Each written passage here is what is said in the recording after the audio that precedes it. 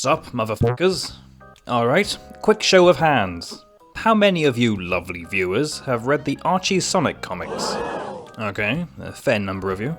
How many of you have read the old Knuckles the Echidna spin-off that Ken Penders wrote? I see. But that comes to my last question. How many of you have read the thing that initially kicked off that spin-off, the Knuckles miniseries? Yeah, I didn't think so. I'm pretty bloody sure that the only one who sat down and read that was my sorry ass. Get to the point! Little is known about why this mini-series featuring Rad Red and his gang of idiots even got published.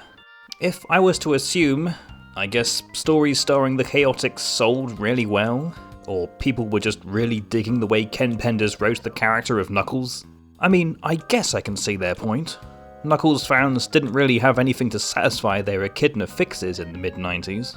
There was just the typical game appearances, and even then, that usually just involved him antagonizing the hero a lot. There's got to be something to him other than being a typical rival to Sonic.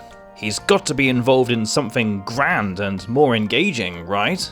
Well, don't you worry, 90s kids. Ken Penders and Mike Kantarovich have exactly what you're looking for. 3 comic books where Knuckles does fuck all and also the Chaotix are there.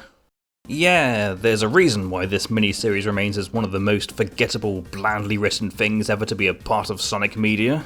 At least the others that came before it were, I don't know, fun. The Sally miniseries treated its main heroine as an insignificant character in a plan that all the boys concocted. But it was a title that finally gave Sally some focus. The Tails miniseries had a wacky premise, but it also had a whole cast of characters, even if a lot of them were just created to fill the roster with more Freedom Fighter teams that nobody asked for. The only new elements added to the Knuckles miniseries were more exposition about Echidna history, and this new villain dude. His name was Enerjack, and he was this demigod Echidna with a stupid helmet and godlike powers. That's probably the most 80s comic book villain thing I could ever imagine. Surely this miniseries wasn't that god-awful, right? What if the villain and all of these mountains of expositionary backstory were not shit? Well, I, everyone's favourite pretend doppelganger, am here to let everyone know of my personal opinions about this piece of shit. Auntie Me, what are you doing over there? Wait, are you guys reviewing this without me? Yes. Piss off. But I specifically wanted to dabble in Ken Penders' pre-born monstrosity of a spin-off. You can't take this opportunity away from me. And what will you do in this video, pray tell? Are you gonna jabber about what happens in its pages for 38 minutes on end? I'll just see my way out. Let me get out of the shot here. Yeah, go be self-referential somewhere else. Anyhow, the Knuckles miniseries. Hold on to your butts, mothers and fuckers. I'm gonna synopsisize all 3 of these issues in one regular-sized review.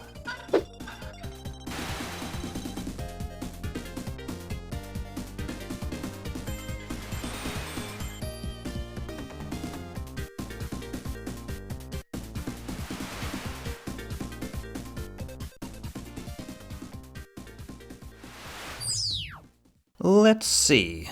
The cover for number 1 of the miniseries doesn't look too bad. Knuckles is shown here as the main focus, inspecting the Master Emerald. Oh, sorry, one of the 12 Chaos Emeralds. Jesus Christ, I forgot how they made it more complicated. However, as much as I can appreciate this opening to a whole new adventure starring Knuckles and the Chaotix, who the fuck are these bozos? What's with this small angry ant thing?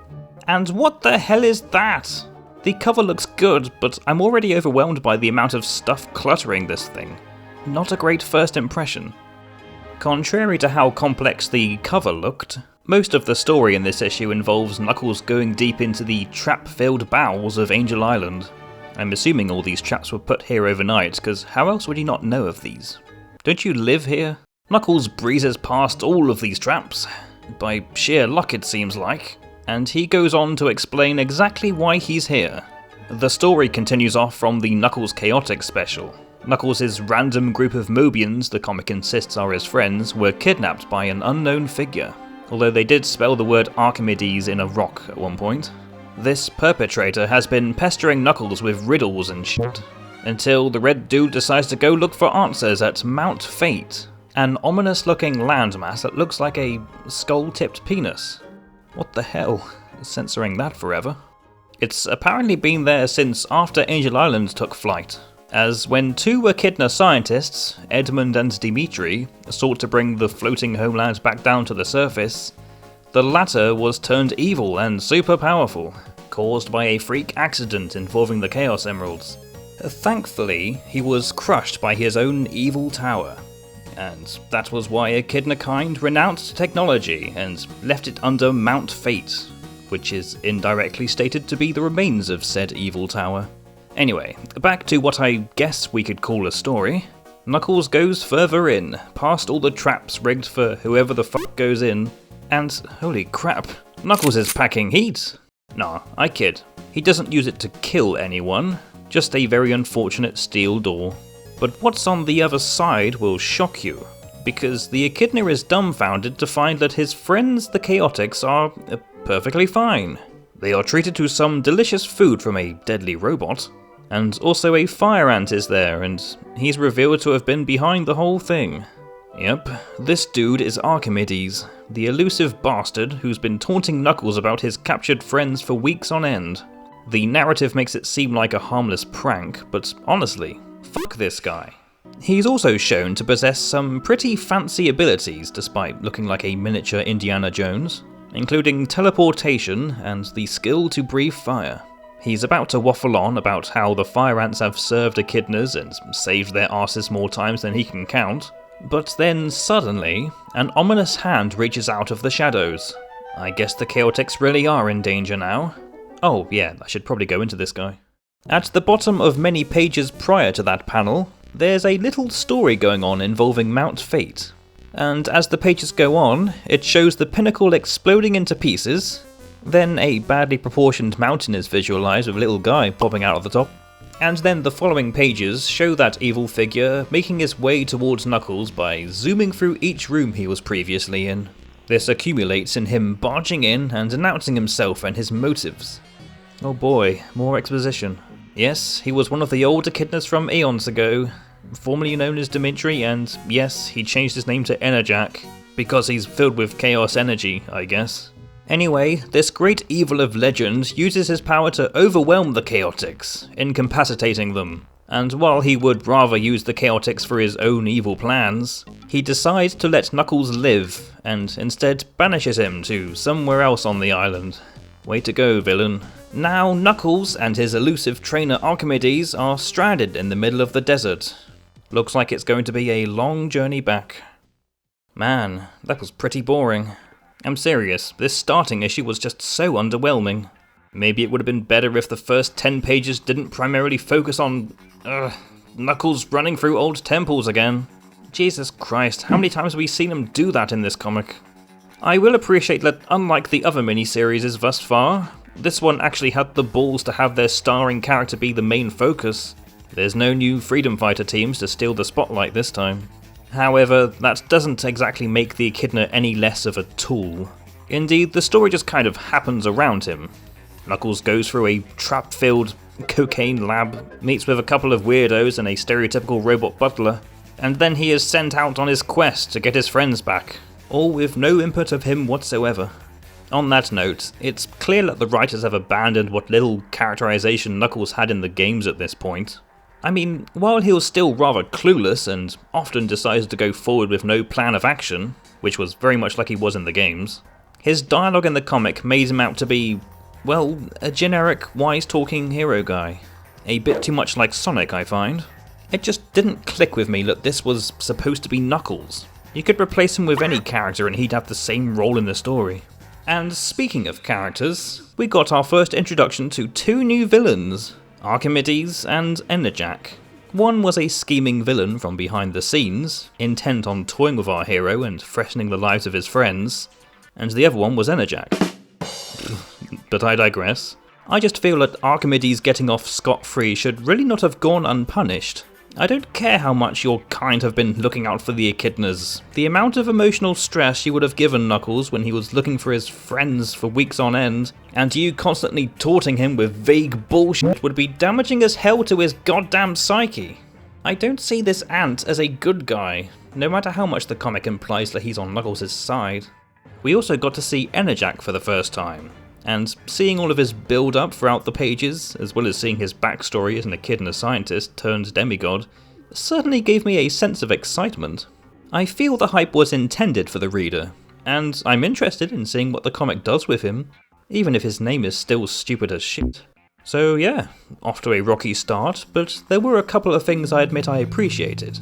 Score for story and characters gets a 2. We had Art Mawhinney on pencils again, so that meant the characters were never off-model. I kinda wish Knuckles was more expressive in the face department though. He kind of had the same look throughout this issue. The writing may have been dull and repetitive, but his often bland expressions didn't really help. I did rather like how the backstory looked as if it was being read from a comic within a comic. That's like 2 levels of meta, and more than I think the publisher intended. Either way, the visuals were typically fine. It gets a score of 2 as well. Final score for the first issue of the Knuckles miniseries gets a 4 out of 10. Well, that was tedious. I hope to God the next 2 issues are at least more interesting than this crap. Whoa, what the hell? Oh my god, that's so loud! What is it?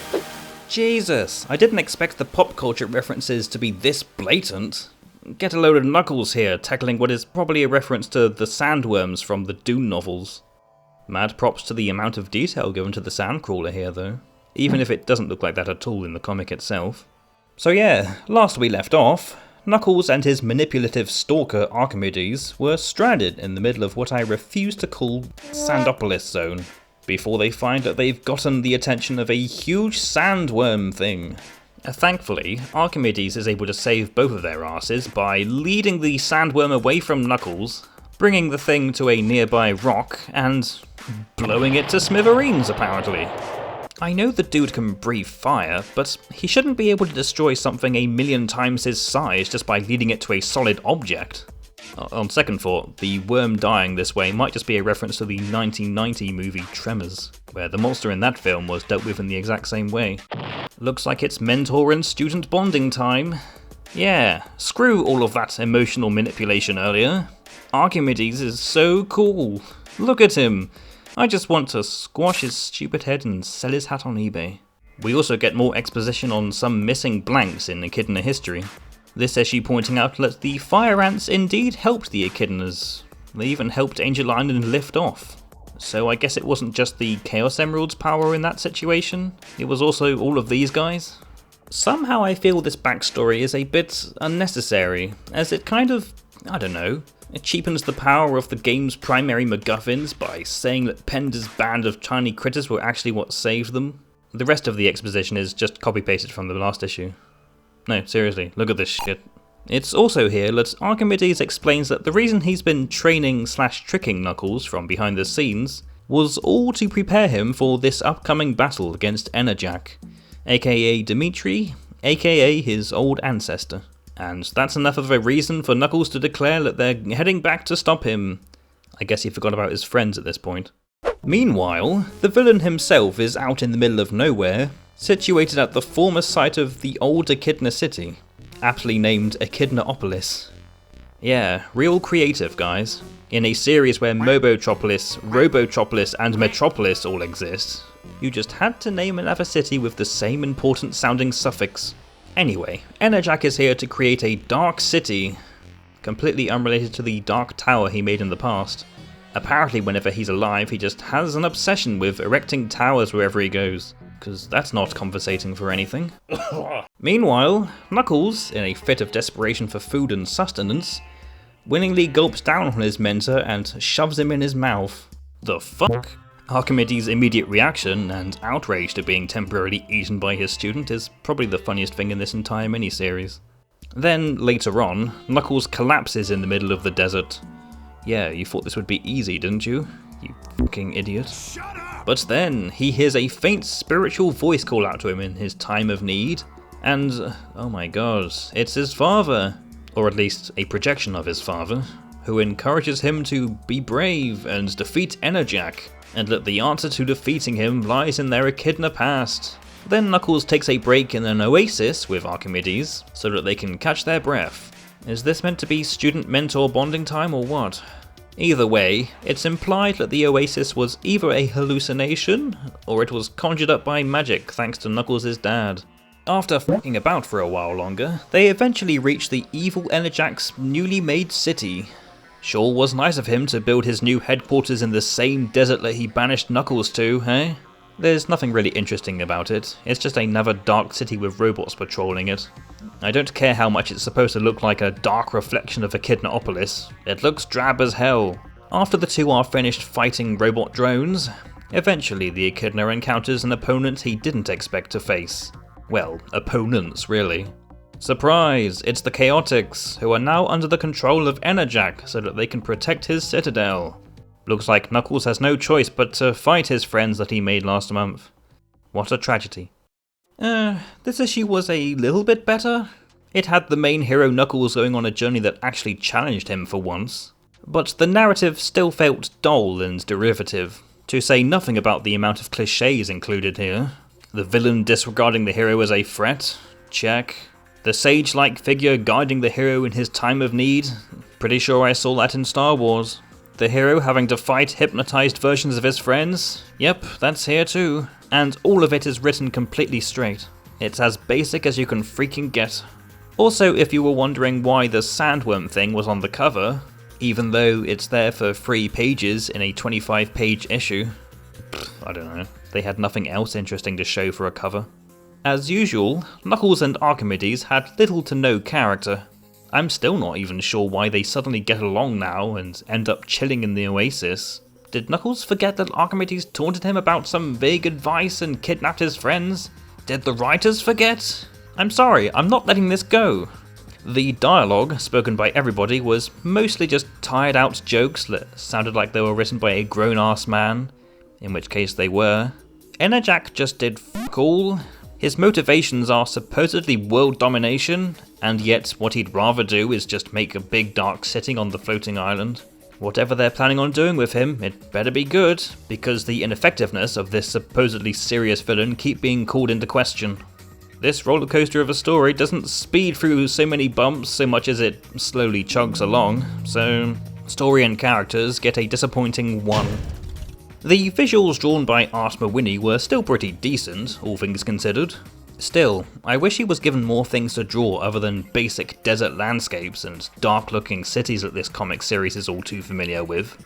The most effort I saw was seemingly put into Enerjac to show how cool his super powerful chaos abilities were. Everything else was bland. But other than that, I can't complain, so I'll give the score a basic 2. Final score for issue number 2 of the Knuckles miniseries gets a 3 out of 10. Fuck. Shit. Everything these writers touch just turns bland, am I right? Well, I hope they get their acts together and give this miniseries a good conclusion, though knowing Penders' track record for inserting unsatisfying cliffhangers at the end of his stories, this will probably also be depressingly underwhelming. The cover for number 3 is about what you could expect. Knuckles is ready to fight the Chaotix who are under Enerjac's control, with the help of his trusty Fire Ant friend. Also, take notice of the eyes. You know, the thing that implies that they're under the villain's control. It's present in both the cover and in the stinger of the previous issue, but I guess someone forgot to tell the artist to add that detail here. Jesus, what a mess. So, the Chaotix fight back after Archimedes protects Knuckles with his fire breath. Then Vector tries to spray Knuckles down with a water hose while spouting the worst dialogue I've ever read. Man, this fight really has me on the edge of my seat, because I'm about to slip off and fall asleep. Then Archimedes almost burns a child to death, you know, because he's a good guy. And then Enerjac comes in and just knocks the hero out. Well, that was anticlimactic as fuck. I wonder how they're gonna fill out the rest of this issue now that the opening battle is over. More exposition, and it's of stuff we already know. Yes, Dimitri was turned evil thanks to the Chaos Symphon device, because all the higher-ups in Echidnaopolis didn't think that the madman could bring Angel Island back to the surface. They mention that the Fire Ants helped free his lab partner, Edmund, and stopped Enerjac in the past.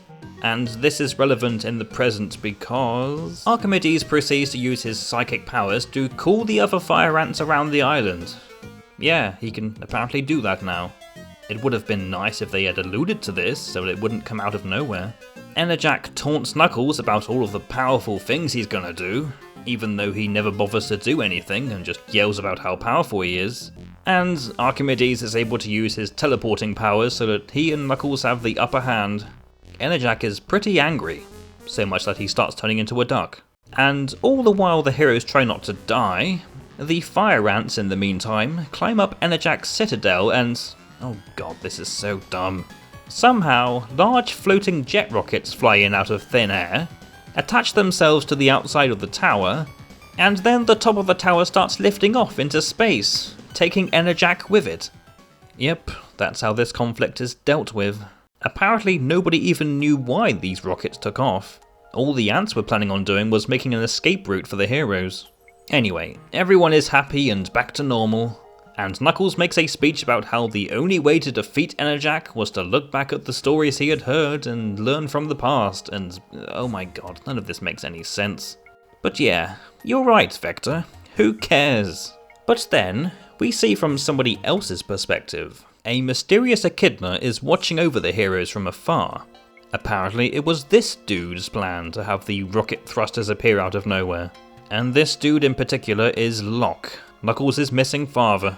Why is he helping from the shadows on his fat arse instead of lending a hand to his son in person? Why is he dressed like an old Jedi from Star Wars? Why does he look exactly like Knuckles but with a dumb beard? All I know is that this issue ends on another freaking cliffhanger, with the rocket-propelled tower orbiting around Mobius and seemingly going back towards the surface, with Enerjack laughing maniacally within it. Ooh, such drama. The story was no better than the last issue. The narrative felt super rushed, and everything interesting was either pushed into the background, or just skimmed over entirely. The action in this issue was the same old mindless fight scenes with false quippy dialogue, except for the battle between Knuckles and the rest of the Chaotix, which was just extremely underwhelming. They get better in the end with little fanfare, as if them being hypnotized was only to put the readers slightly on edge for an entire month. It was such a waste of potential. Why have it on the cover if it isn't going to mean a damn? And speaking of wasted potential, Enerjack. Oh, Enerjack. You fricking sucked. The only thing interesting about this generic villain was that in the past, he was an Echidna named Dimitri who wanted to show the bigwigs what for. He seemed like an interesting character, but apparently the moment he absorbed too much chaos energy, he dedicated himself to being generic world domination man. Ugh, this final issue went out like an old fart. Sorry, but not sorry. I'm going to have to give the story and characters a score of 1. It sucked. The art wasn't nearly as disappointing as what was written, thankfully enough. It's always nice to see mythology added to the series and drawn in such a nice way, even if its implementation in the comic proper was pretty shoddily done. Enerjack looked the worst in this issue. He looked off-model in just about every panel he appeared in. I'm not sure if that was an error of the artist, or that they just had little to no visual references when drawing this dumb Egyptian god-looking bastard. At the very least, the illustrations and panels didn't look abysmal, but they weren't what I'd call good-looking. Art gets a 2. Final score, la-dee-da-dee-da, 3 out of 10. What a depressing miniseries. Seriously, I can't believe this thing ever got published. Hell, I can't believe it passed through editing. Audiences in the mid-90s must have really been desperate if this was all they had to read on Knuckles. Oh, hey lesser me. Hello. You got something to add?